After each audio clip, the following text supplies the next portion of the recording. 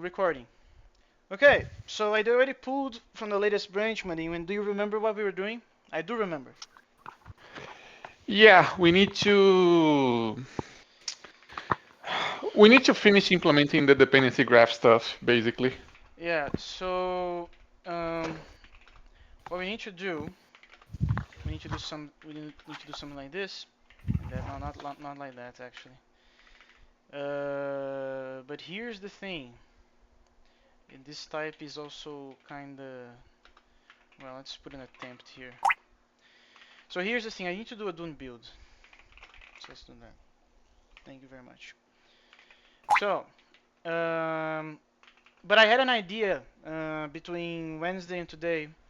We should actually. I have a question. Are we going to compile Sakura files or not? Have we already discussed that? We need to because we have to generate the stubs that we can call from Karuta to talk to the database, no? No, but are we going to compile a Sakura file as we would normally, or is there any special No, stuff? no, it's gonna be different, right? Because normally you define a predicate, you define the body, you compile the body, and it turns into an Erlang function that you call, and the body is just an encoding of Karuta semantics in terms of our runtime library, right? Yeah, yeah, With Sakura, it's not the same because you're going to define the the relation on the database, right? yeah. And then you need to compile a predicate that talks to the database and calls the relation over there remotely Yes. and streams out the results, right?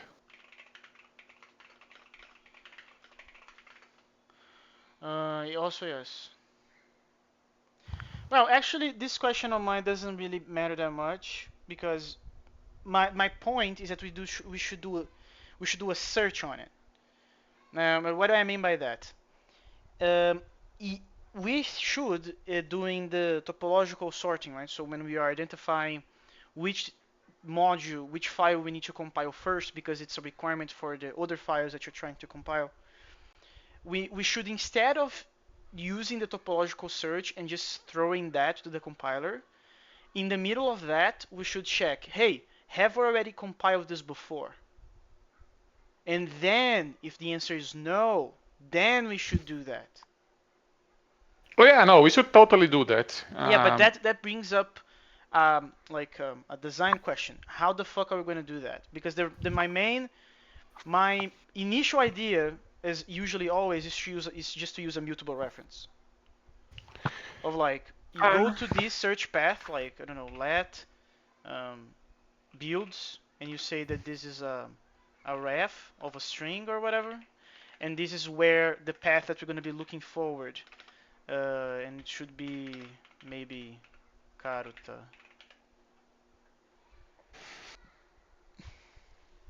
mm, Because here's the thing, we also want this to be changed, like we want to mutate, well, not change its configuration given the CLI, right? You should be able to have a flag to change where the artifacts are going to be contained. And we should use this to do the search as well. We are hard coding this right now. I don't know if you remember, but we currently are hard coding in here. But in my personal opinion, I think we should try to like, now that we have this requirement of have we compiled this before or not, we should try to put more infrastructure into this idea. yeah, this is gonna turn into a full-blown build system, isn't it? Well, it is already. We already are talking about a dependency graph. Like, what should we compile first or not? This is already the case. Well, but let's Uh, go step by step. So I remember particularly that we were making this fold, right? So we need to pre-process. You got convinced that we need to. You agreed that you need to pre-process everything. We cannot do it as we were doing before, like pre-process compile, pre-process compile. We need to pre-process all of them. I'm kind of sad about that, but yeah, we need to do it. Why are you sad? Because you're adding a synchronization point, you're reducing the potential for concurrency in the pipeline.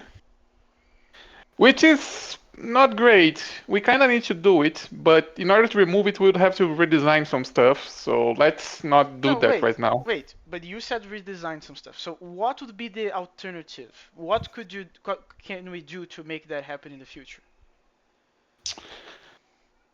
Uh, right. Currently, we need to do the pre-processing to collect the dependency information so that we can then proceed with the rest of the compilation, right? Yeah, but how are we Because we gonna make need. that in parallel? Uh,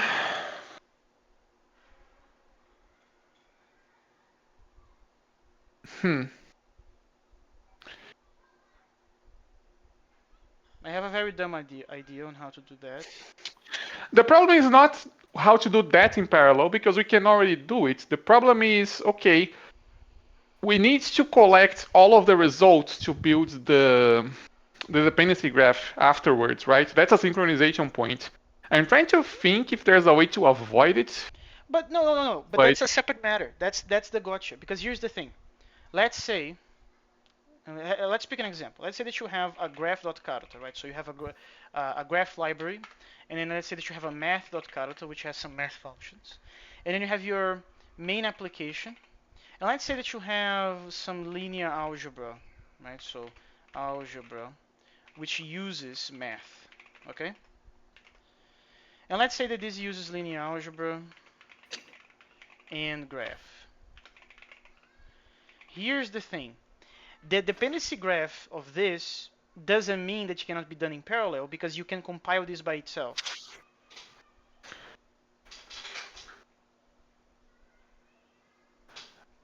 Like even though the dependency chain is in order to compile this, you need that, and you need that, and to compile that, you need the math.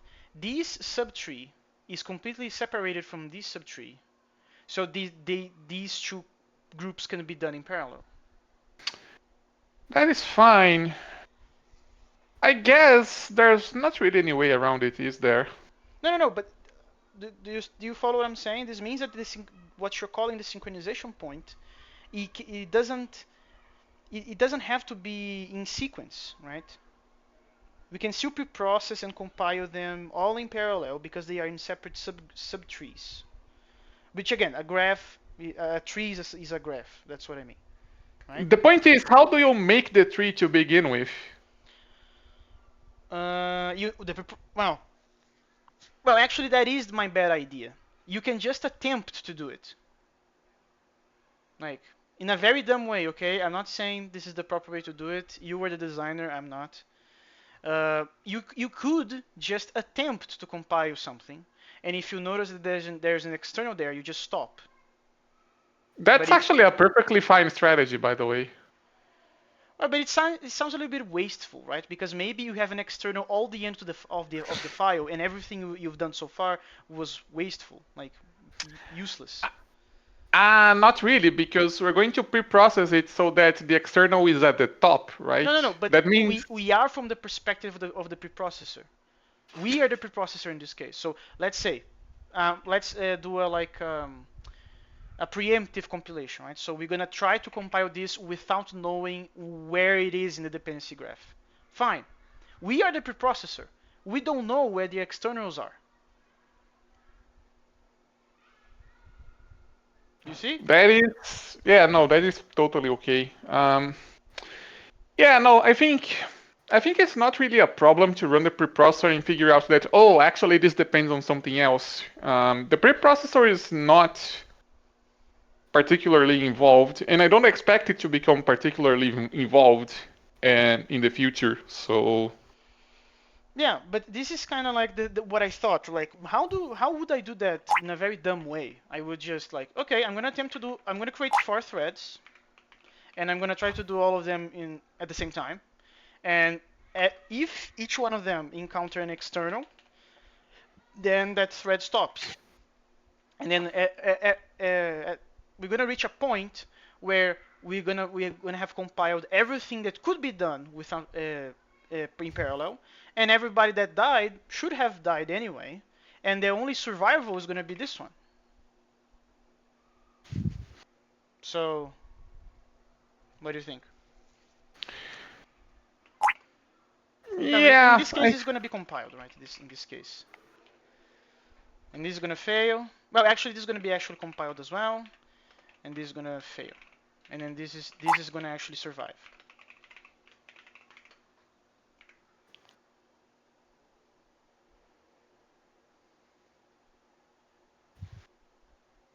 And then we're going to create the dependency graph with this, and then we're going to discover that hey, okay, this needs to go first instead of this.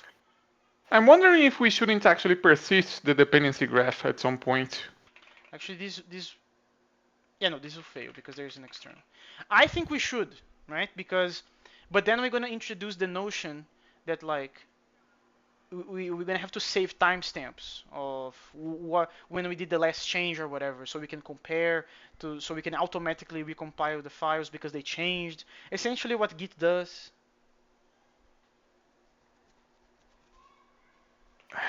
Well, I was expecting you to reference make, not git, but whatever. Well, make also has to do it, right? um, by the way, have you read the? I think I linked at some point a paper about build systems recently. I don't remember, but you probably did, and I'm just not doing my obligations. Anyway, enough talk. Let's write some OCaml. So we have to do two things today, right? We have to finish this thing, and we have to actually make the preprocessor collect the graph, because we didn't do that. We just make it type check. Yeah, we need to actually output the graph. Okay, so let's go back to what we were doing before. So we were doing a fold. We have a bunch of files that the user. Oh, by the way, okay, I said enough talk, but I should say this. I was kind of also thinking about, because remember, I want us to have a project directive, right? So our build system of the language will be completely done in the language itself. We're gonna learn from Zig and from D and from Jai, From top, and from top, hopefully. and we're gonna actually do the build system as part of the language itself. But then I was thinking, how are we gonna accomplish that? And let me explain. And I think I hit a problem, and I want to know if you have the solution. So let's imagine that you have a project dot Karuta. This is how I imagine this is going to work in the future. You're going to have a directive. So let's actually pick this. You're going to have a directive that we're going to call a project. So project, and let's say prologue mode, right? And we're gonna have a project, and then in here you're not gonna have anything like that. And one of the primitives that I think we should have is like the name of the project, and then you're gonna put an atom here. So like my first Karuta project, and then you're also gonna have something like I don't know, repository, and then this is gonna be I don't know, HTTPS that, and then I don't know, github.com my repo and stuff like that. And one of the primitives, and we're also gonna have Sakura, right? So Sakura will be here, and then in here you're gonna be able to specify things like port 8080, very declarative, and then you're gonna also have address, and this is gonna be probably something like um, again HTTPS, blah blah blah, doesn't matter. But what concerns me is that I wanted to do this. And then here you're gonna say src that. And why? Because this is where your source code is gonna be. But we only know this information in doing the compilation or even the preprocessing, right?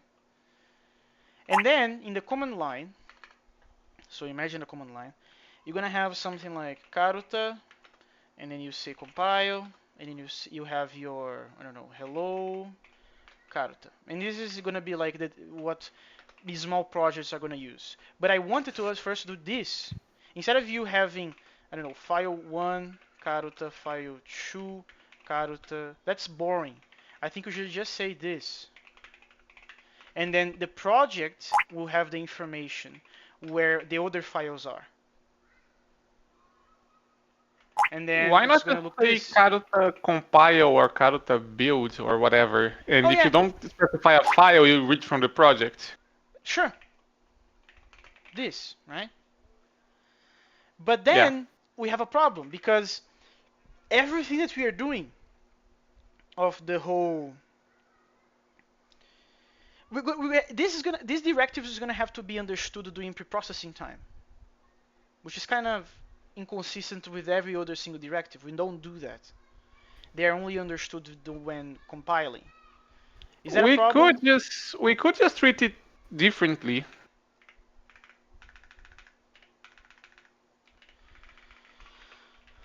Uh, but yeah, no, I don't think that would be a problem regardless, because like this is just saying, okay, I have a project, here's a bunch of metadata about it. Compiler, go do your thing. Here's what you need to know, right? Yeah, and this is wrong by the way. This is description, and the name will be, I don't know, hello, right? Uh, okay, so you don't think this is going to be a problem when we introduce the notion that, oh, you have a project file and there's a project directive in there, and you're going to have to specify where your source code is. Maybe this is good. We're going to do it like in OCaml, so like this. I don't know. Things of that nature. This is just an example. I don't know how that's going to look like. And then you agree with me that we're going to have to catch this file path to be the where we're going to like add the prefixes, where we're going to do the we're going to find the file paths, because right now the file paths are provided to us via the command line, right? We only have this approach right now. There's something you're missing, by the way. You need to also specify what's the entry point for the project, right? Yeah, sure. So then we can say entry point, and that's going to be something like main true, right? You actually have to specify a module as well, right? No, that is true. Yeah, that is true. So let's say, I don't know, main. I don't think you need to name a predicate because we already have a notion of a query, right? And that's kind of the logical entry point of the. Oh, then it's easy. Just this, right? Yeah, you just say, okay, this module is my entry point. The query is what I expect to run when we start the program, basically. Yeah. Yeah. Awesome. And in here, you're also going to be able to put output, and then you're going to say build here, right? Because you're also going to be able to do this via the CLI, but you should also be allowed to do this via your directive. So this is also what I have in mind. Every time I mention this directive, I was thinking about this in my head. Every time. Um, and we need this, of course, because we need this configuration for to make the to call Sakura anyway and to connect to it. Cool. So now that we have this out of the way, oops. Now that we have this out of the way, let's go back to what the hell we're doing. Okay. So we have a fold. We have a bunch of file paths, and we need to fold them.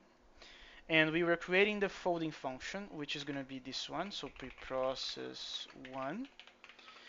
We don't know yet what's the accumulator going to be, right? No, we do know. It's going to be a tuple, and it's going to be an attempt of a dependency graph. Probably that is because no. Wait, we're going to have a dependency graph. There needs to be an empty dependency graph, right? So something Yeah, yeah. along the lines of Yeah, we should start with an empty one. we should actually make that dependency.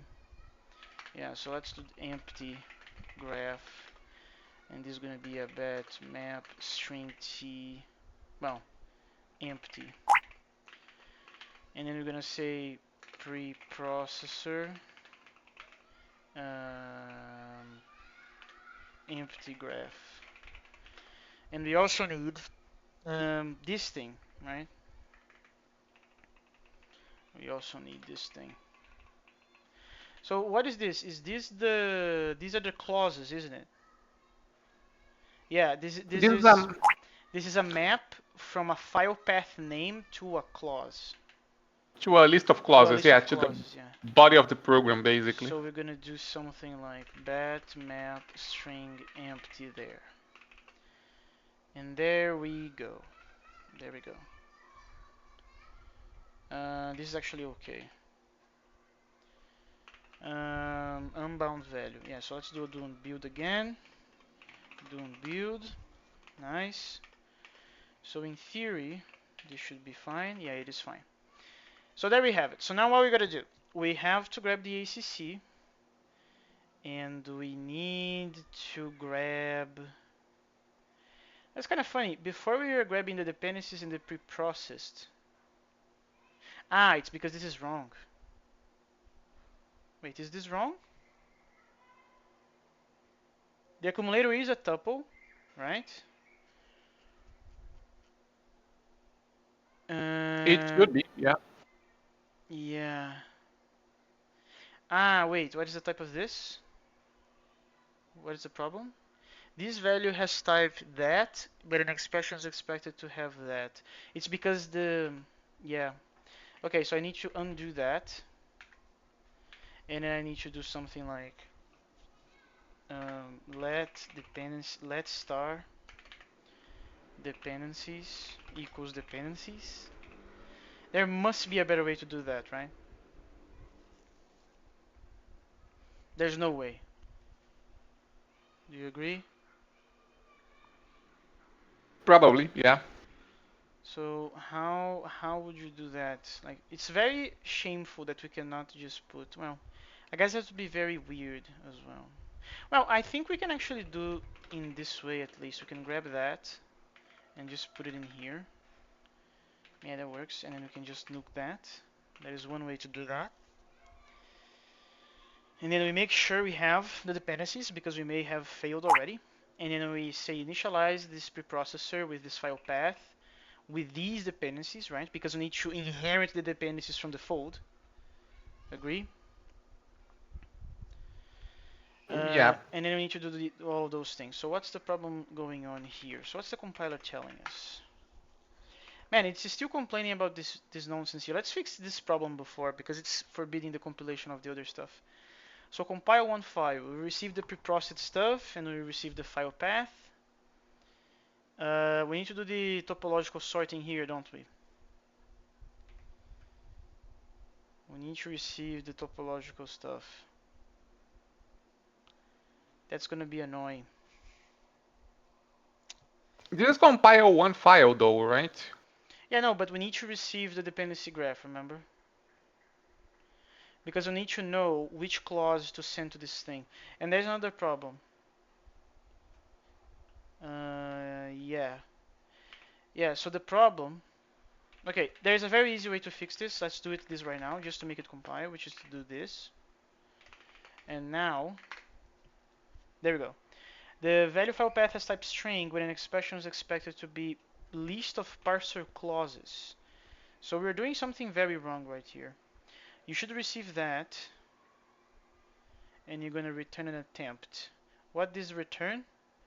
This returns a list of clauses. So this needs to be at the last position, which essentially means that this is now more correct. So what's the problem? Okay, so the value preprocess 1 has type that, which is matches this, which is good. And this one is clause. Oh, it needs to receive a string. The one that we have. Oh no, it's returning unit. It needs to return something else. It needs to return the new accumulator, right? That's the problem. So what is the new accumulator? It needs to be dependencies, comma, bat map string add file path clauses.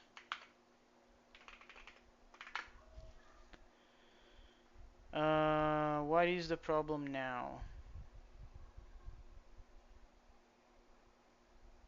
Wait, this is returning a function.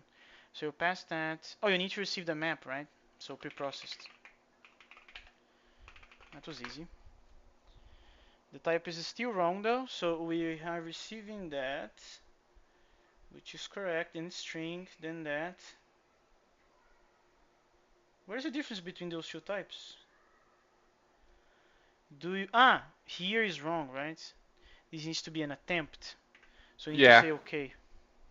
So okay on that. Okay, so is that it for preprocess one? Did we do it? Just do it? Hmm. The preprocessor blows up when it fails, right? Yeah, it does. And it's gonna blow up this entire fold. Well, blows up in the sense it's gonna create an attempt, right? Because oh, actually that's wrong. Because only this part of the tuple is monadic, right? This one is not. You see? I wonder if we shouldn't wrap the entire tuple in an attempt. I think we probably. I think we probably should do that. So let's just put attempt here, and let's put an extra parenthesis here, and let's remove attempt from here. Uh, actually, actually, the parenthesis was in the wrong place. It should be here. Okay, now we are talking. Because now this entire thing is monadic, right? So now what we need to do is what I was doing before, which means grabbing this, calling ACC, putting in here, and saying ACC here. There we go. Which then means that the OK now should be here. It should be here instead of there. It's still not correct, which is for the same reason. The OK needs to be here and not there. There we go. Okay, so are we doing this correctly? Let's see. We are creating an empty map to map the file path to the preprocessed outcome, and then we have an empty dependency graph. Then we check if we have it, which we're gonna have it. Then we will see you, Lucas. And then we will initialize a preprocessor for this file. We're gonna grab the file, parse it, preprocess it with the preprocessor that we just created. That's going to give us the dependency graph of this file and its clauses. And then we just add this dependency here. I think that's it. I do think that's it. I do believe so. Are we combining the dependency graph? Yes, we are doing this by doing this line. Every single initialization of the preprocessor is inherent in the previous dependency graph. Okay. However, uh, however, this means that the outcome of this guy, which doesn't need to be recursive anymore, is an attempt, and we have the dependency graph and that. I think we should extract that out of the attempt, and we should pass that to compile one file. And we're gonna call it preprocessed. And this is not the correct type. I think we should make this tuple a type edis. So let's do that real quick, styles. So this is gonna be, I don't know, preprocessed result. And there we have it. Pretty fancy. And then in here, we're just gonna say pre-processed result. And there we go. And then we're gonna be able to put this type in here. I'm gonna be able to do that. And here,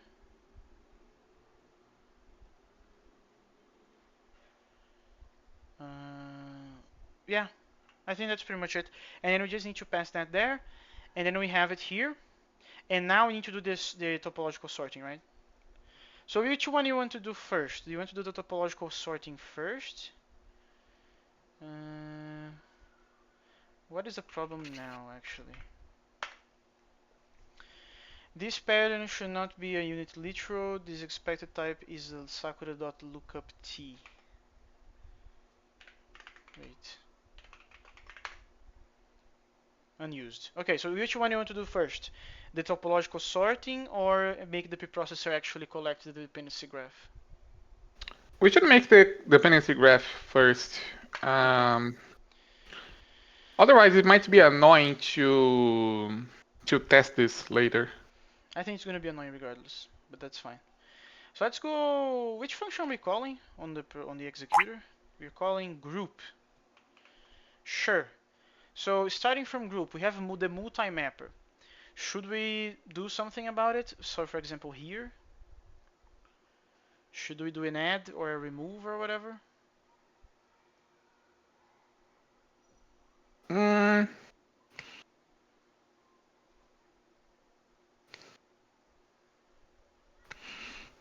if it's a group, which is a singleton, retail call. If it's a declaration, yeah, a declaration cannot possibly touch the dependency graph because that's for predicates, right? Exactly. And I think that down here, none of this is gonna. Man, this is so fucked, right? This is very bad. Very very bad.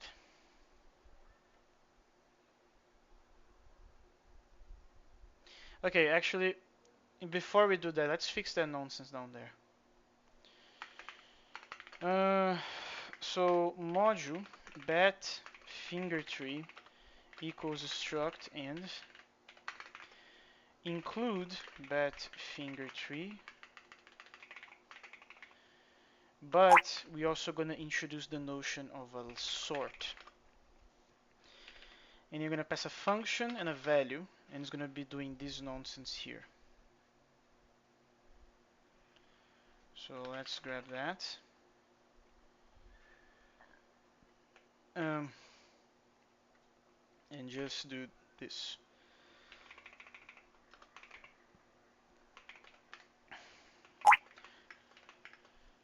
Uh, cool. And now we can just say bat finger tree sort. There we go. Why is that not happy? Ah, of course. Okay, so let's go to parser to compiler. So in here we have directives though. Here we have directives. And directives can be external. And if they are external, they they can actually change the dependency graph, right? Yeah, They can they actually do can. that. So we have a merge depths thing. So we do the grouped body, and then we do a fold with the dependencies. We need to inspect if they are external. Are we doing that? We aren't, right? We need to inspect. Yes, if we match a clause which is actually content directive head body. We group the clauses. That gives us the grouped body, and then we are actually folding the dependencies of the grouped body. That's what I'm understanding. And that's doing a merge depths, which we created last time. But none of these things are actually identifying if we have external. None of them. Actually, none of them. And then we have the back-to-back the grouped clauses. So what's gonna be a good way of doing that? Hmm. Isn't it just a matter of doing match ast xpr extract func label and we pass Aren't the we head? doing that? Aren't we doing that somewhere else already We though? we are doing it for sorting. That's why you have the memory here. That's not dependency graph. You see? Yeah. Which, by the way, is there any point in still doing this? Because now we're gonna have to read them ourselves. So why do we care where they are? Because we still haven't fixed the issue of the compiler is order dependent. No. Hear me out. If we're gonna do the pre-processing and we're gonna save the dependency graph to do a topological sort later, it doesn't matter in which position the externals are. Mm. And remember, the canonical order is only being applied at the end. This is the last operation we do, canonical order. But it does matter, Lemos, because we need to know what's the scope of the external dependency.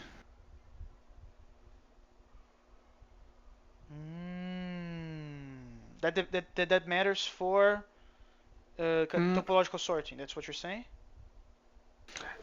does it though? Let me think for a second. If we keep the external declarations where they are, We're gonna read them anyway in the preprocessor, right?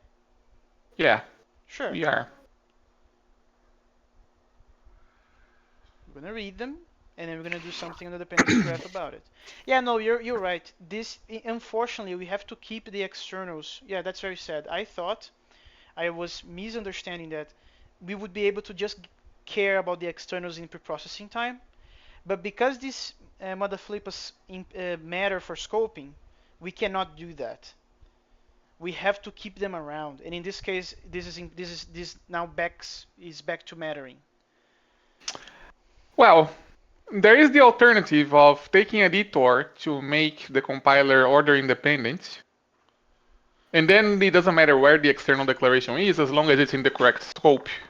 No, Um, but we are making it order independent by preprocessing it before, aren't we? uh, what I mean by that is, okay, yes, this does fix the problem, but it doesn't.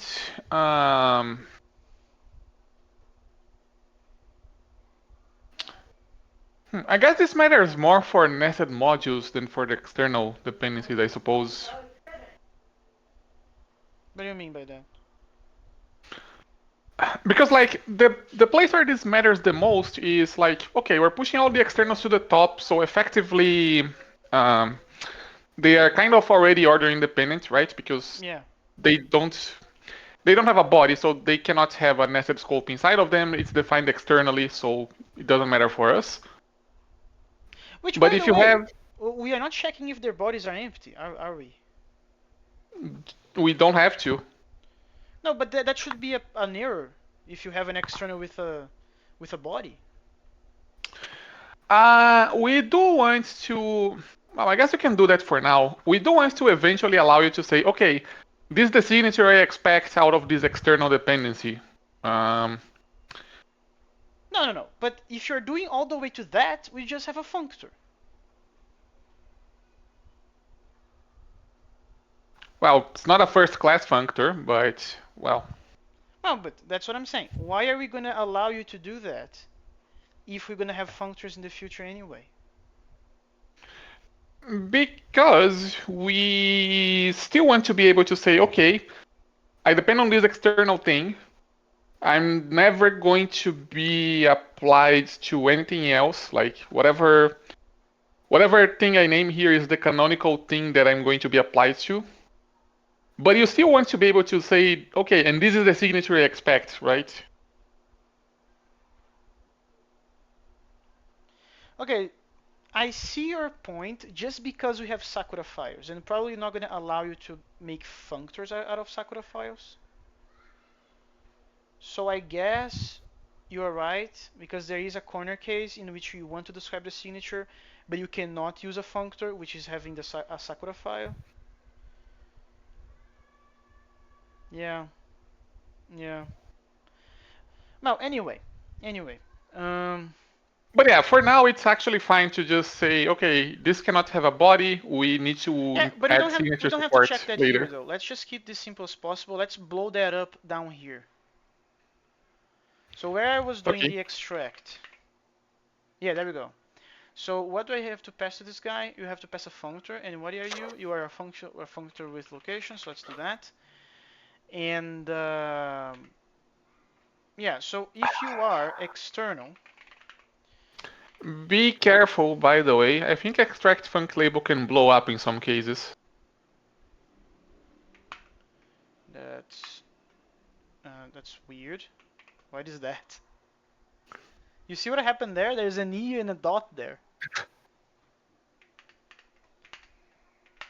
You What is are that? you are doing a universal quantification over the variable e. No, I guess I was pressing the wrong button instead of doing this. Jump to definition failed. Yeah, so let's just... Yeah, okay, it went away, but that was very weird. So where is extract func label?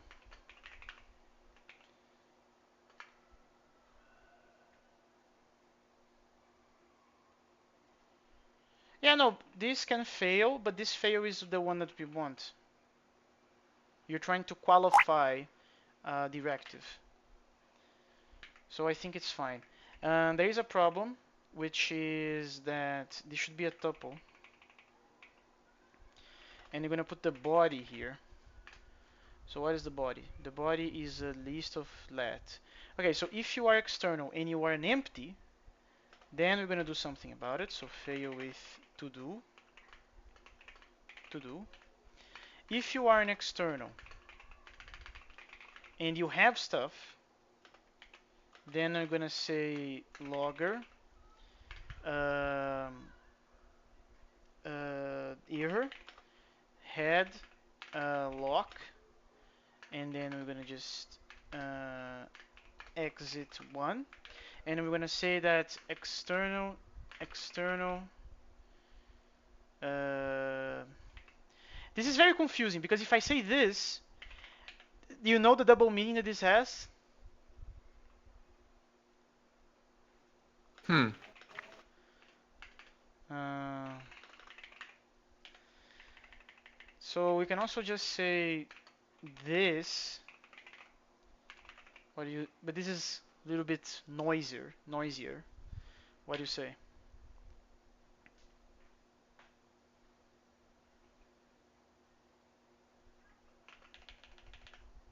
You could be silly and say external dependencies cannot be internal. Internal. What do you mean by internal in this context? Because if you're saying, okay, here's an external dependency and here's the body for it, that's a contradiction because it's an external dependency, but the definition is internal to the file. I think that would be very confusing, man. And if you are anything else, we're just gonna say use the previous dependencies because we're not gonna touch it, right? Yeah. We're not gonna touch it.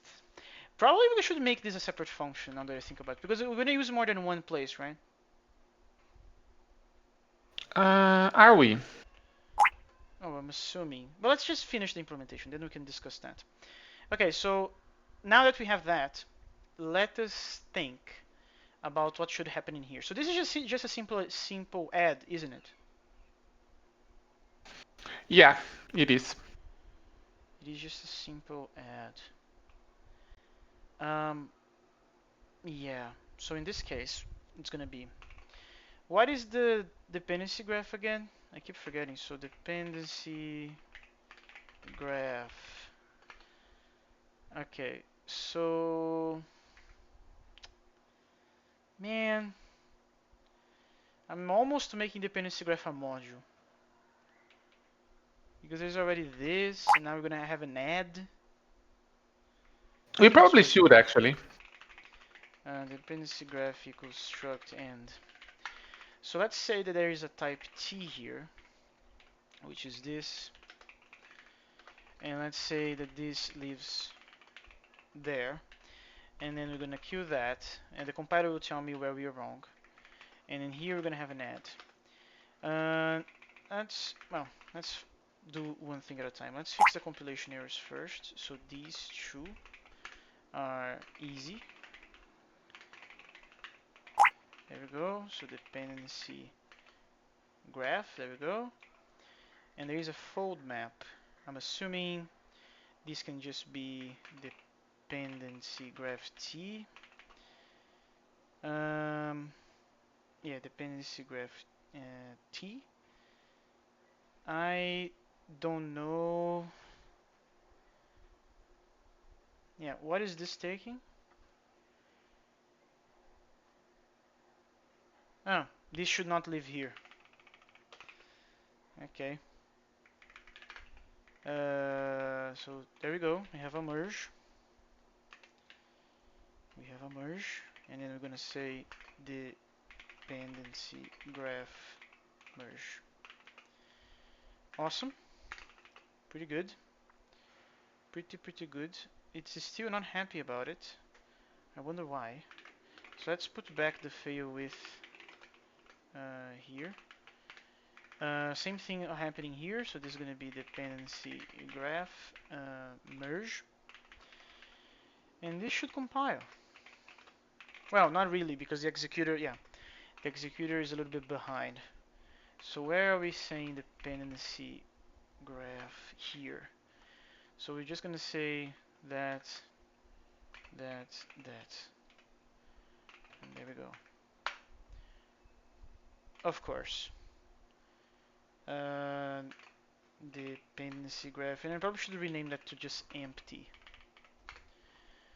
So if we go to our here, there we go. Okay, now let's make an add. So what should this take? This should take dependency graph is map, so it should take a string, so a key, and it should take the set, right? Actually, not really. It should take a key, and it should take a value, right? And it should take a graph, and we're going to return a new graph out of it, right? Yeah, the idea is you That have the map name of the current string file, you have the name of the external reference. find opt. So you have the key, and you have the graph with. So if there's none, awesome, we're going to introduce it. So bat, actually this is annoying, so let's just do let bat map string open in here. Man, this is gonna be so useful in Karuta. Holy Jesus. Like, come on. And then here we're gonna do add, and I don't know the type. We're gonna have the key. We need a value, which is in this case gonna be a set, and we need to pass the graph. So here we need to create a bat set string. Is there a single function to make a Uh, singleton set? for whatever reason, my autocomplete is not happy about it, so I have no idea. Let's search. There should be. Where is the link from the previous session of the documentation? Yeah, there we go. I haven't checked if they updated the official documentation, and I don't really care that much. So I'm gonna use the same link as before. So bat set, here we go. So do you have a single? Single. Yes, there is. So it's singleton and it's a value. But if you have something, you're gonna have a set of things. What we need to do is, I don't remember, this add is also an update, or is that a separate function? I think it should be an update, but I'm not sure. Let me check. Is already bound, the previous binding disappears. Yes, it is. Add key bat set string add value graph. So I don't know if there is an add for set. Yeah, there we go. Done. I did it. Now, where is our function? We were doing it in here. Yeah, so if you are, instead of fail with, we're just gonna say Emacs. Dependency graph add um, the key. What is gonna be the key? It's the file name, no? Do we have the file name here? It should be in the preprocessor somewhere. Head lock.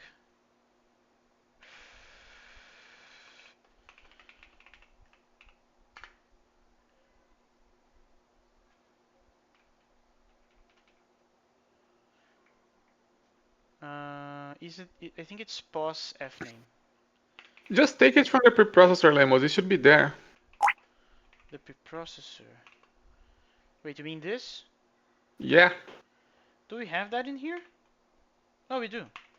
Okay. So in that case, I'm just gonna grab it. I'm just gonna grab it, and then in here, file name, the value, which is head content name. No. Ah, there is also something we should check. Fuck me. Okay, so there must be. We also need the elements. So content. Yeah, this is getting more annoying. This is actually getting more annoying. But we can change that later. So elements. So there should be, in this case, a singleton case. The elements is a list of what? Oh fuck! It's a list of expressions, my friend. Which means that we need to grab the elements and actually check if it's singleton or not. Which means that this is actually not that useful here. Sure. Um, nested types, nested types.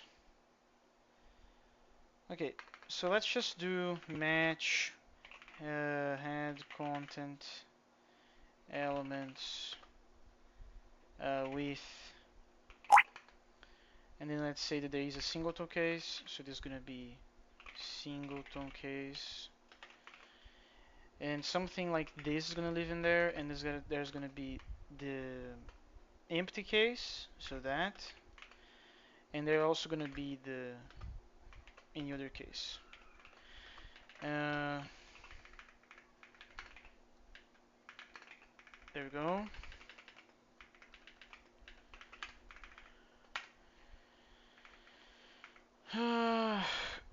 Then I'm gonna say directly external cannot be an empty functor. Directive external cannot have multiple expressions within. And then here, finally, the problem is that now this is an expression. We need to match on the singleton, which is also particularly annoying. I'm gonna have to do a heavy refactor of this later in a separate function. And then this needs to be an atom. So functor. What are our expressions again? So module. Yeah, so our expressions are all of these, and there's a functor here, and there's a func. So annoying. So fucking annoying. So there's a BNF, and this is gonna be a fail with. And if there's anything else, this is also a problem. All of these matches just to check if you're not writing bullshit.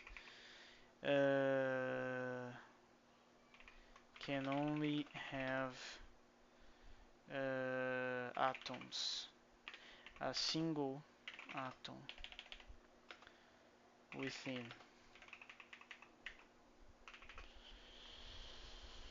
then, then Marinho, we need another match. Match AST XPR extract func label on F with, and then there will be a name in here. There will be a Don't we name. have a helper to check if a functor is an atom?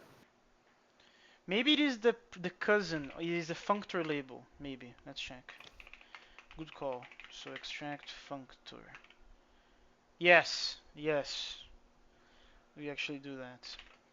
Okay, that's a lot. That's very convenient. I'm very glad we did that. So that means I can just say No, AST actually, XPR extract functor label out of the singleton. actually, that I'm pretty sure that actually doesn't do the check that there are no arguments though.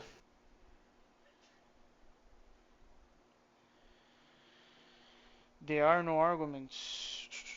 I think it does. Let's check. Yeah, it extracts a functor, which is what I was doing before, and then it calls func label, which checks that your body is. No, it just checks if the name is unqualified. It doesn't actually care about the arguments. Well, that you are right, but then that means we can. Well, we can, but we can at least cut some of these matches, right? Regardless. We should Um, be able to, yes. but holy Actually, name, can we? that's I very don't think we annoying. can. What do you mean, Don't we have a predicate to check if something is an atom? I don't remember if we did that or not. atom? Let atom. No, that's not it. Yeah, there we go. Extract unqualified atom.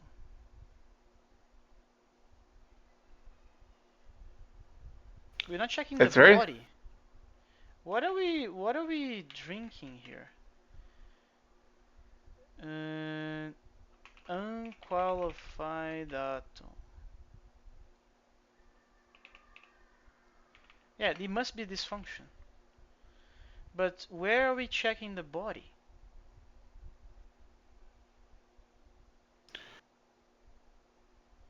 Ah, There. we're not checking the arguments either. Huh. That's very bullshitty. So let's actually fix this function. Now this is not exhaustive, I understand. And now we make it as it was before, with underscore. But now this is an error. Oops. I wonder what's gonna break when we do this. Let me check. So we need the location. So lock. Um,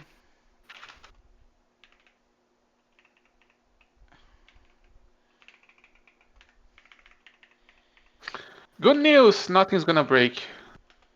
it has. What are we using? Arguments? What do we call these things?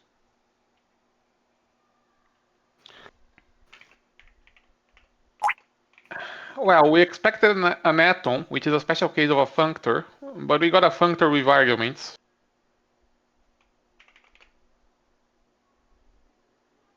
No, yeah, but I mean, what is it complaining here? Ah, here. We could just do the sanity check and check if the count is zero as well. The arity, you mean? The arity, yeah. We should. Well, that would reveal a bug in the parser, so I think we should. Okay, so that works, and this is better. So now let's actually call this function because holy Jesus, I was like, why do I have to write all this nonsense? So this is yeah, I don't need any of this bullshit. I just say extract unqualified atom,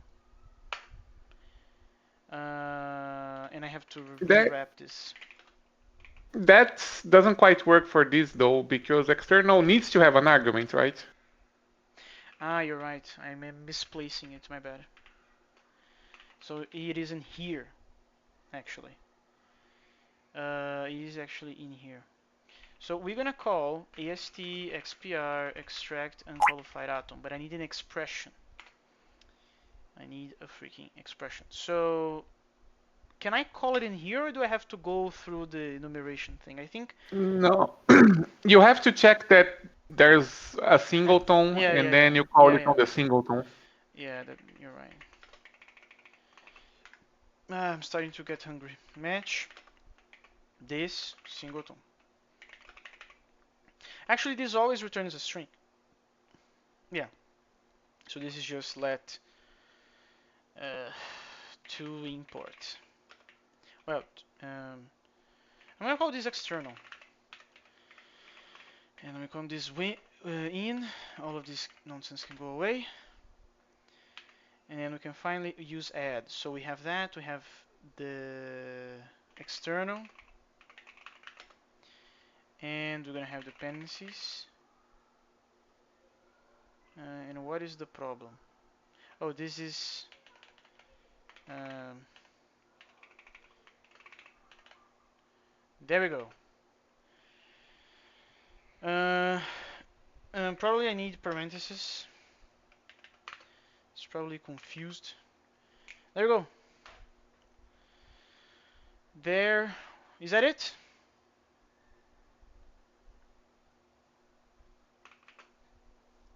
Marinho. Should be, yeah. Um, okay, cool. Is there any other place where we should care about this?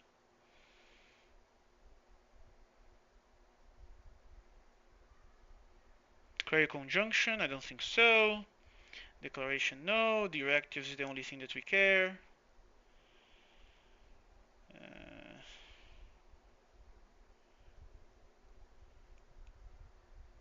No, I think it's just this one place.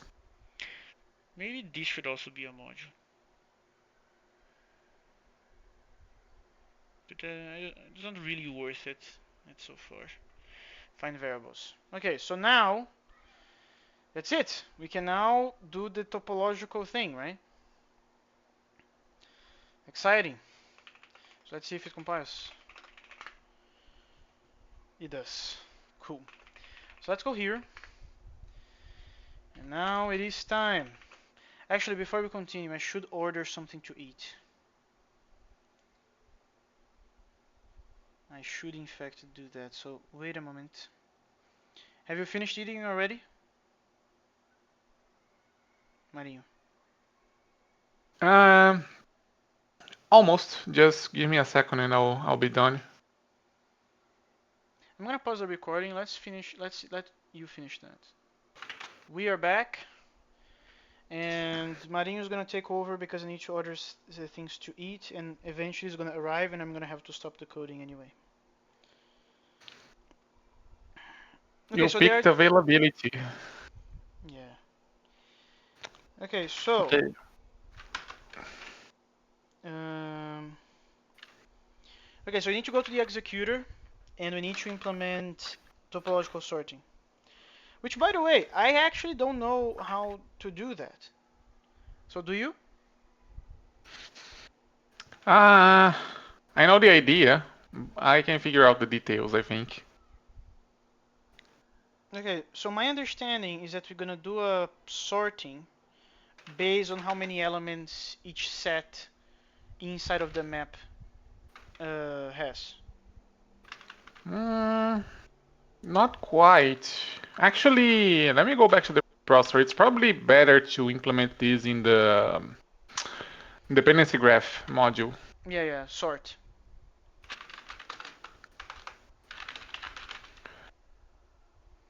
You receive Um, a graph and you receive a T and you return a T. T. No, you need to receive a list actually, together with the T. What is the list for? We have the dependency graph. We have a list of Wait a files. We want moment, to wait a sort. moment, wait a moment. I think OBS is going insane. Let me stop the recording.